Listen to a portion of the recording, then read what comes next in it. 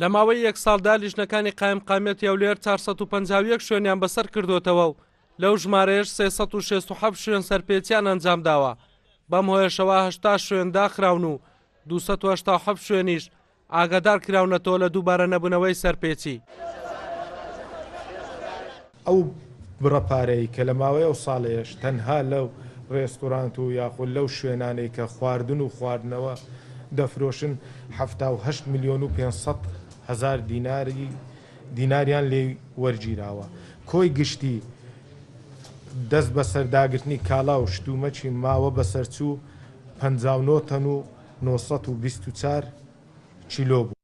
سەرۆکی ئەنجومەنی پارێزگای هەولێر سەبارەت بە کاری لیژنەکانی ئەنجومەنی پارێزگا ڕای دەگەێنێت لە تەواوی قەزا و نەحیەکانەوە لیژنەکانیان بە دۆداچوون بۆ ڕۆژی بازار دەکەن بۆ بەرزبوونەوەی نرخی کاڵا و شتومەکەکان. ئەمە لە قەزایەکانی چۆمان و حاجیۆمەران و باڵێن سۆران و شەقڵاوە و کۆیە بە هەمان شێوە لیجانەکان بەردەوامن لەگەڵ قایمقامەکان تەماسێکی تەواو هەیە بۆ ئەوەی کەوا بتوانن بە تایبەتی لە مانجی ڕەمەزان پلانی تایبەتیان هەبێت بۆ ئەوەی بتوانین کۆنتترۆلی بازارەکان بکەین خەڵکی استقلالی نرخ و استقلالی بازارەکان نەکات لە کاتی کە تەزەخومێکی زۆریان لەسەرە.